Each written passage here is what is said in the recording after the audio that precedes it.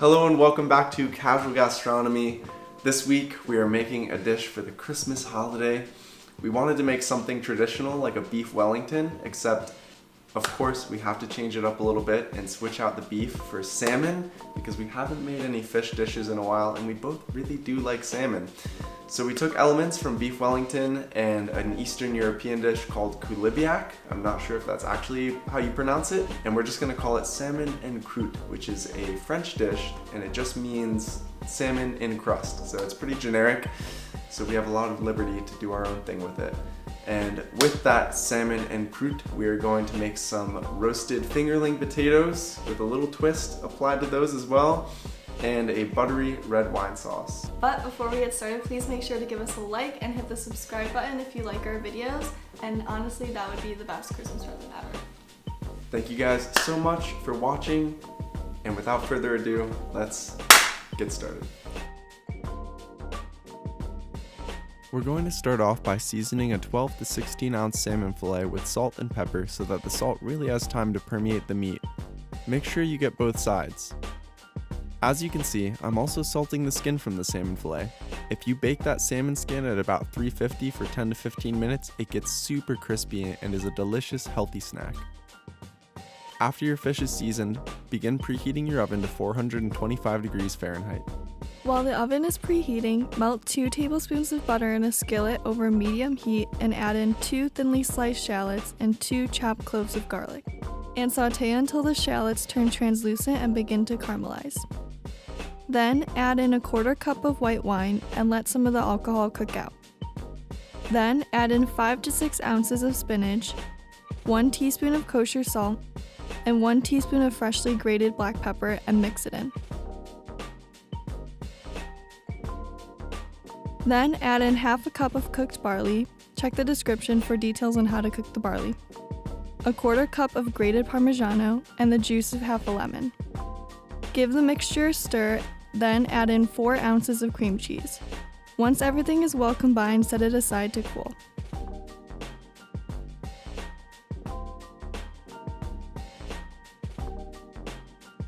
Next, take out 1 package of frozen puff pastry that has been thawed.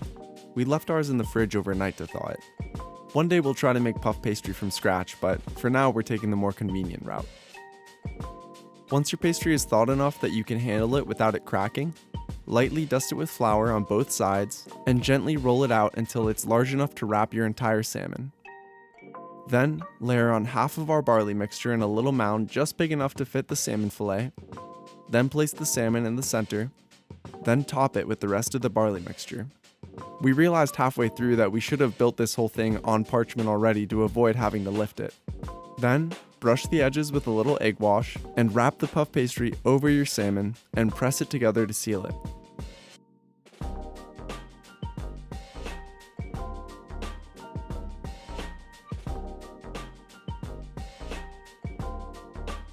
Now, flip it over onto a tray lined with parchment paper and gently score the top with a sharp knife. Then, place it into a 425-degree oven for 30 to 35 minutes until the puff pastry is well browned and, obviously, puffed. Once it's ready, pull it out and let it rest while you make your potatoes and red wine sauce. You can warm it up in the oven just before serving. For the potatoes, begin by adding about 1 pound of potatoes to a pot. Then cover them completely with water and add in 1 to 2 teaspoons of sea salt. Then bring the pot up to a boil and let them cook until they are fork tender. This should take about 20 to 25 minutes. After that, transfer the potatoes to a large bowl with a slotted spoon. Then drizzle on a couple tablespoons of extra virgin olive oil, sprinkle on some more sea salt, the leaves from 3 to 4 sprigs of thyme, 1/2 teaspoon of red pepper flakes, and about a teaspoon of freshly grated black pepper. Then place them onto a parchment-lined baking tray and smash them with the bottom of a glass so they're about 1/2 inch thick. Then place them into a 450-degree oven for about 15 minutes until they're golden brown and crispy. For the red wine sauce, begin by melting 5 tablespoons of butter in a pan over medium heat. Then add in 3 to 4 finely chopped shallots. Let the shallots cook for 7 to 8 minutes until they're softened and just beginning to caramelize. Then add in 1 1/4 cups of red wine, 3 cups of beef or chicken stock, the leaves from 6 sprigs of fresh thyme, a half teaspoon of sea salt, and a half teaspoon of freshly grated black pepper. Then, let that mixture cook for about 30 minutes over low heat until it's reduced by about half. While the sauce is reducing, mix 3 tablespoons of room temperature butter with about 2 tablespoons of flour. Then, once the mixture is reduced, whisk the flour and butter mixture into the sauce little by little until the sauce thickens. Then, remove the sauce from the pan and let it cool completely. To plate, we placed a slice of our salmon and croute, slightly off-center and angled. Then, we placed a little mound of our roasted fingerling potatoes on the other side. Finally, we spooned some of our red wine sauce into the corner and on top of the salmon.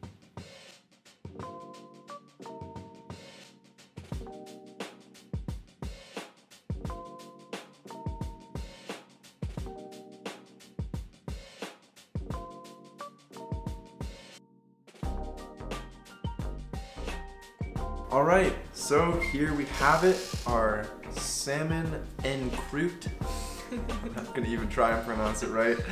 With our crispy roasted fingerling potatoes and this buttery red wine sauce. I will say, the puff pastry on the salmon, for whatever reason, didn't puff. Yeah. I bought it from the store. I didn't even make it myself. That was really disappointing.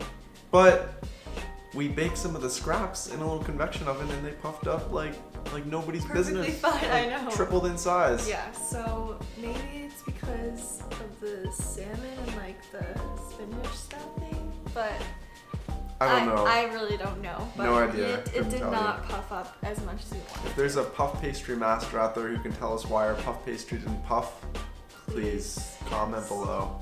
Comment above. I don't care where you comment. Well, I'm sure it's gonna taste good anyway, so Yes. let's give it a try at long last. It's been a long day.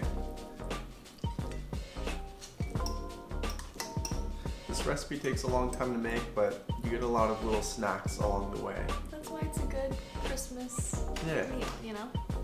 Cheers.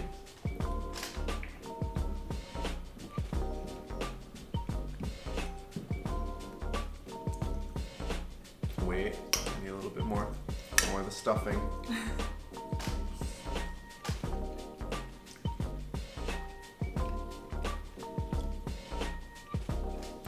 Of course the salmon is amazing because salmon is just top tier. If you get high quality salmon, it's very hard to mess it up. Yeah. The salmon is delicious. The cream cheese, actually I'm surprised. I was a little skeptical of the cream cheese, but it adds that nice tanginess, that richness. Yeah, it's subtle. It's not too creamy because I'm a person who doesn't like something super creamy, but this is good. Yeah. And then the puff pastry, although not puffed and crispy as I would like it to be, is buttery and delicious. It is good, but yeah, I get wish it was a little puffier. There's the herbaceousness from the spinach, the shallots, the garlic.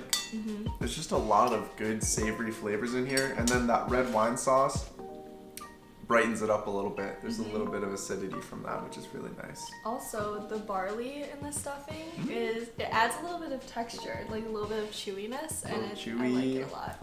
a little nutty. Let's try the potatoes. Okay.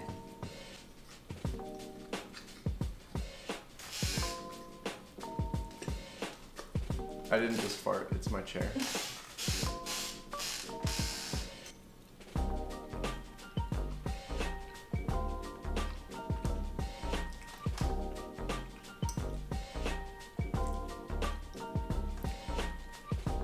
It's hard to screw up potatoes too.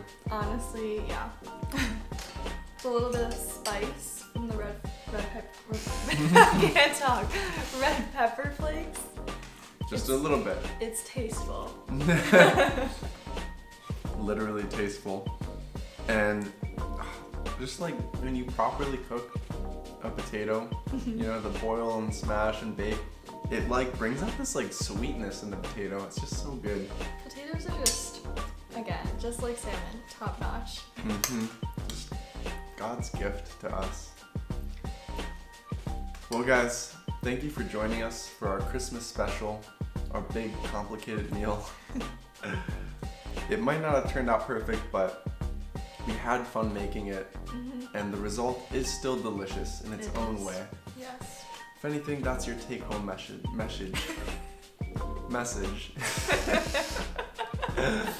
Cooking sometimes, especially around the holidays, is just about having fun, getting together in the kitchen and creating something together. So we hope that you guys take a little time this holiday to create something with your family or friends. Do it. But not too many of them at once. Only a select few. Select few. We'll see you guys. Is next week our New Year's episode? Yeah, next We'll see you year's guys. New Year's already, guys. It's crazy. I forgot. This is that weird time period between Christmas and New Year's when everything just gets like blurry. Yes. I'll see you in what will feel like both an eternity and 2 days at the same time. Peace.